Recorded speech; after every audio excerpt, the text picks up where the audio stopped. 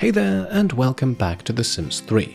My name is Pete and today we complete another episode of this attempt to fully complete The Sims 3 World Adventures.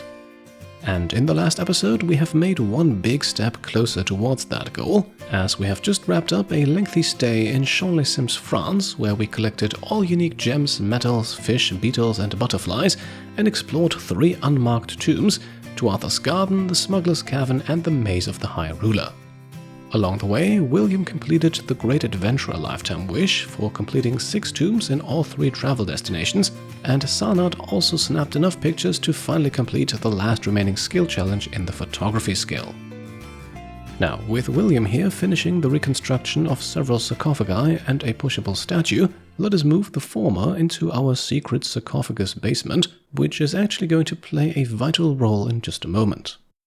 Before we move down the last sarcophagus here though, we want to take note of its unique design. Dark eyes, a skeletal mouth, and if we pick it up it is described as the cursed sarcophagus of kings, not to be mistaken for the blessed sarcophagus of kings, of which we actually have 2 down here already. It might be a bit tricky to see, but their design looks a lot less haunted. More on that in just a moment. For now, let's also place the pushable statue and the teleportation pad, which we still had in our family inventory. And then we need to make some rearrangements inside of our nectar cellar.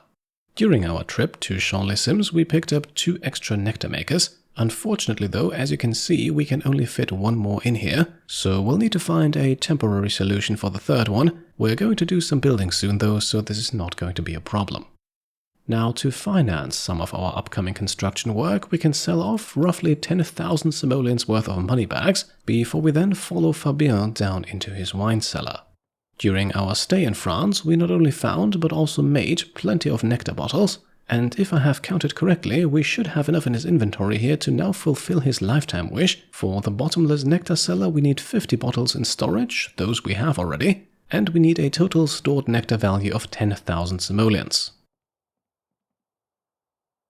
Now, as you can see here, we are just a few simoleons shy of that goal. So let us purchase a few more nectar racks to increase our storage capacity, and then as soon as Fabien stores the next batch away, another lifetime wish is fulfilled and he earns 30,000 lifetime happiness points.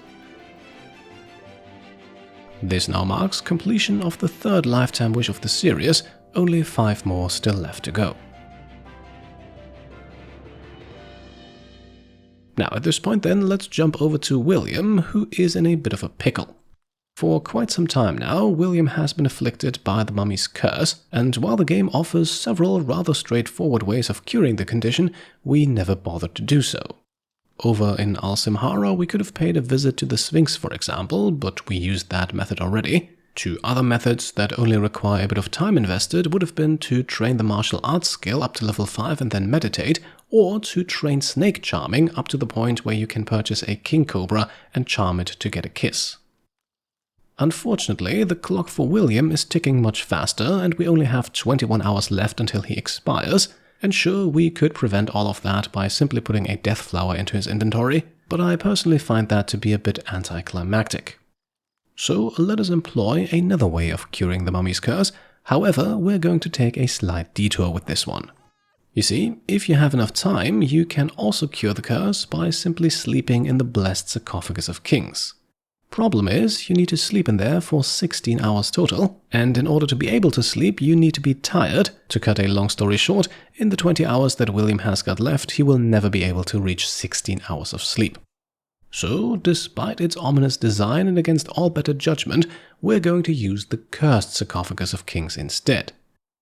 William can also enter this one to get some rest, much slower than in the blessed version though, but in this unique case, both the reduced speed and the outcome of sleeping inside the cursed sarcophagus are exactly what we're looking for. In a few hours, they might just save William's life.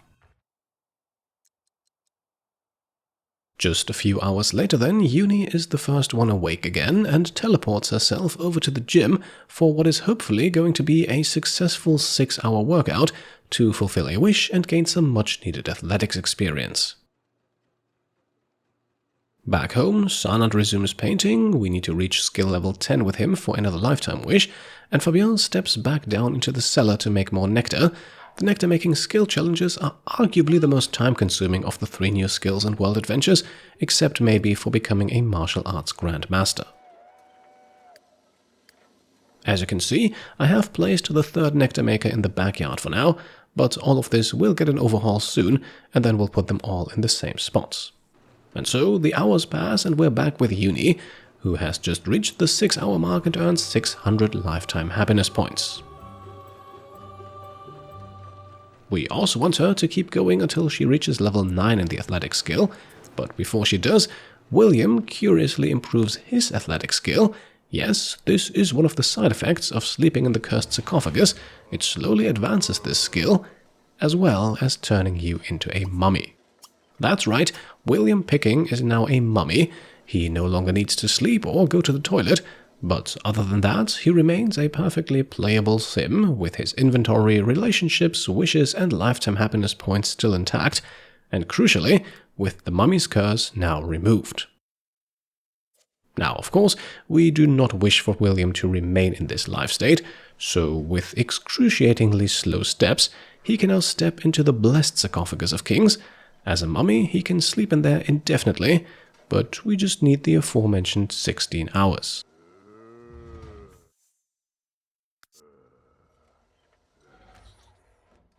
In the meantime, let's check in with Yooni, who advances to Athletics level 9, only 1 more to go to complete the physical perfection lifetime wish. For now though, she can return home to grab a bite to eat, just like her lover Sanat. Afterwards, we'll have her grab the mail, lots of smelted ingots and cut gems, and also Fabien's skill certificate for maxing out the gardening skill. The gems and metals are what we're after though, more on that in a moment. For the time being, let's grab the Steel Bladder lifetime reward with Fabien. His day is already too short to focus on both nectar making and gardening, no need to waste extra time on the toilet. Yooni meanwhile goes for another workout. She's got a wish for 8 uninterrupted hours. I don't think she'll be able to make that today, but every little bit helps towards level 10. And so everyone is busy with gardening, painting and working out, until a few hours later Yooni is fully exhausted, but still has enough energy left to help Fabien out in the garden, so that he can sooner get back to nectar making.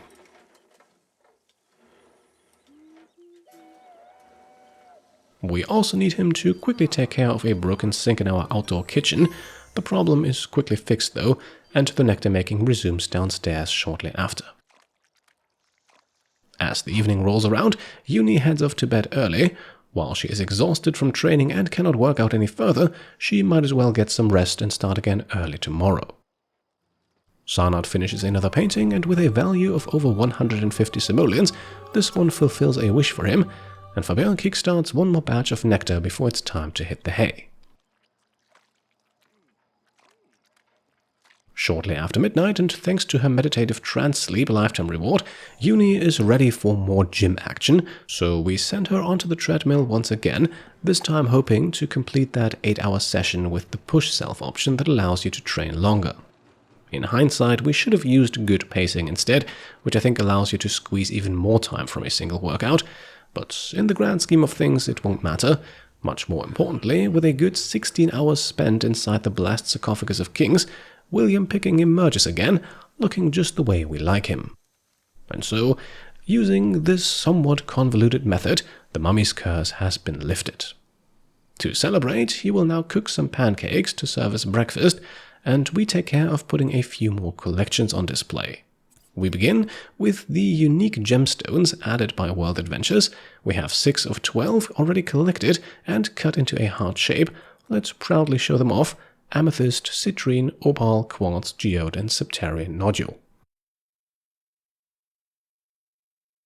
And we're not done yet. Up next, let's also display the 3 French insects: Cerambyx beetle, the ultra-rare glowy fly, and the 2-tailed pasha butterfly. We will hopefully have 3 more for each of the other 2 travel destinations soon, but for now William has more stuff to send away. All uncut gems and raw metal ores from the inventory of all 4 of our adventurers are now finding their way into the mail to be processed. Once that is taken care of, a massive selling spree begins. We are now essentially selling off every single base game gem, as well as every World Adventures gem apart from the extremely rare and valuable Soul Piece gems. Over the course of 27 episodes, we have collected so many of these that William's inventory has become a cluttered mess. I actually feel like it's starting to affect the game's loading times too, and we never had any intentions of keeping these gems around. We already presented a complete collection of all gems and all cuts in the first series all those years ago. For this one, I am fully content with just showing off one of each new gem. As a result, we can now sell off over 30,000 simoleons worth of valuables, and we haven't even touched the metals yet. This is purely gemstones. But we'll get into metals next. Let me show you another somewhat hidden feature of the World Adventures expansion, transfiguration. For this, we need to acquire the biggest display case we can buy, this one with 8 slots here, and to get started, we want to fill it with 2 types of metals. Let's use a single iron ingot and then 7 copper ingots. We've got plenty of those and they're not too valuable. Once all 8 slots have been filled, we can tell William to start the transfiguration for the not entirely cheap price of 500 simoleons, and let's just see what happens.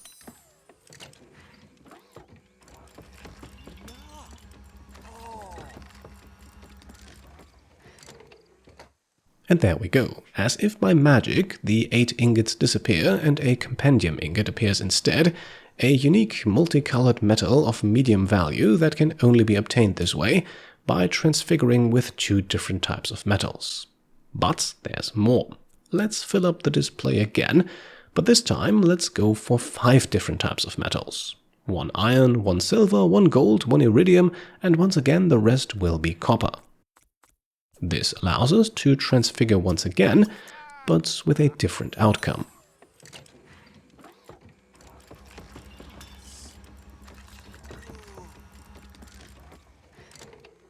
And here we go. For using 5 different metals, we now receive Supernovium, which is by far the most valuable metal in the entire game, including all of its expansions.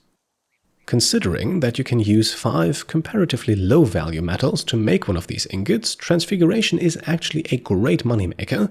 Iron, copper, silver, gold, and iridium are really not too difficult to find, especially once you unlock the collection helper, and you can easily make around 5,000 simoleons with each round of transfiguration. Now, there are a few more things we can do with this mechanic that I think I'll show you later. After moving the display somewhere else, we can now take care of yet another fun mechanic involving a full set of canopic jars. Be warned though, this can bug out if you have more than one of each in your Sim's inventory. With a full set of 5 canopic jars, we can now return to the sarcophagi, pick one, it doesn't matter which type, and summon a mummy. This consumes the canopic jars and is the second way of adding a playable mummy to your household.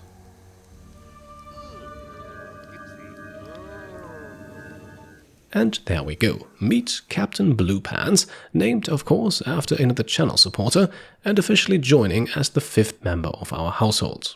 He loves the outdoors, is a daredevil, evil, ambitious and mean-spirited, so not exactly the most pleasant guy to be around, but then again he is a mummy, so that's to be expected. He likes indie music, cheese tofu steak and the color green, and just like William previously, he is otherwise a fully functional sim with relationships, inventory and wishes, including the Gold Digger lifetime wish, although I'm not sure if we'll complete that one. For now, he can teleport to join the others and give them a proper scare. Don't worry though, this is a one-time occurrence. We will not constantly see our Sims drop what they're doing to cower in fear. As you can see, the biggest downside is definitely movement speed with mummies. The time it takes them to go from A to B is not always made up for by the fact that they don't need to sleep. To maximize their usefulness, you therefore want to keep their action radius as small as possible. Now, Sarnat here can quickly snap a picture of Captain Blue Pants eating for the mummy having a snack motif. This also gets us the notification for the paparazzi skill challenge, although we technically already completed that one last time. Over to Yooni then.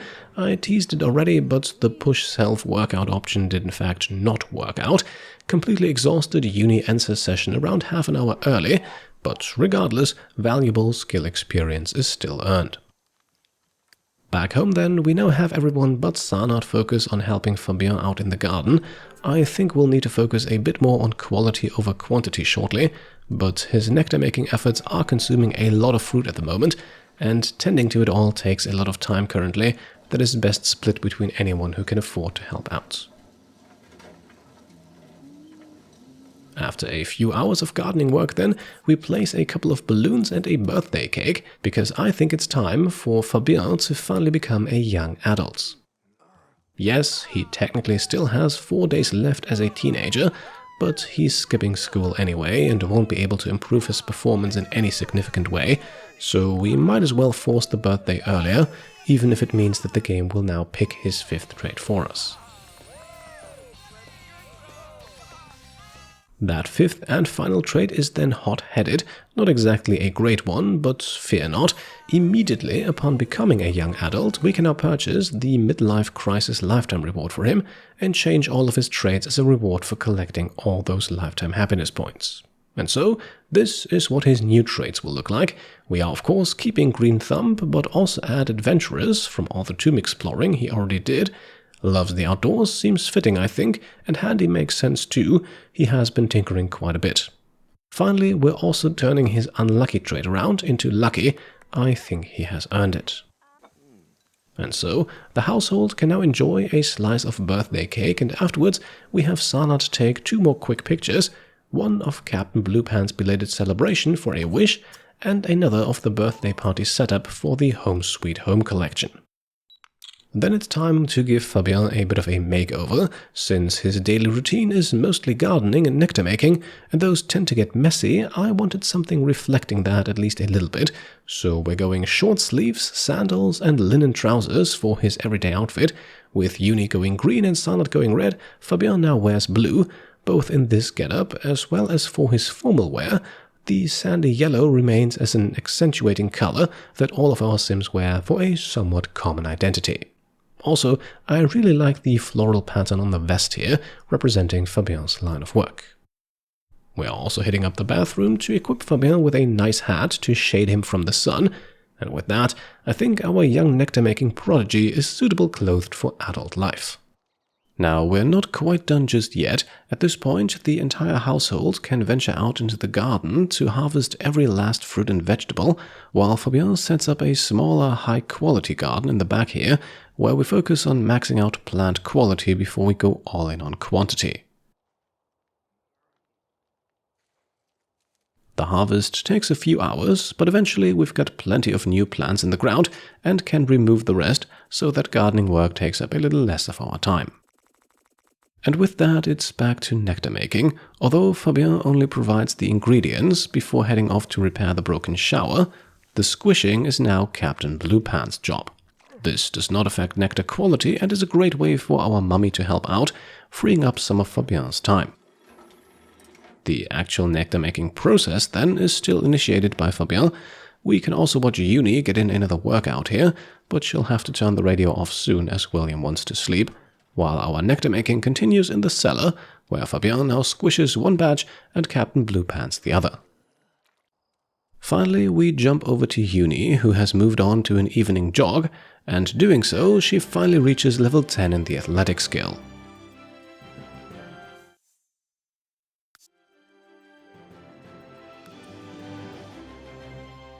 This now completes the physical perfection lifetime wish after maxing out both martial arts and athletics, and with that, we are halfway done with the lifetime wishes, only 4 more remain. And I think this marks a great point to make the cut in today's episode, with Fabien placing another batch of fruit for Captain Bluepants to squish, and with Sarnat reaching level 9 in the painting skill. I have a feeling that full completion is getting closer and closer. So, I hope you join me next time for the continuation of this adventure. Until then, I hope you enjoyed today's episode, and if you did, then I would be very happy if you could leave a thumbs up. If you like what I'm doing and want to support me and my channel further, then you can of course also go ahead and subscribe to stay up to date, grab some merch over on shop.petecomplete.com or become a channel member or Patreon supporter.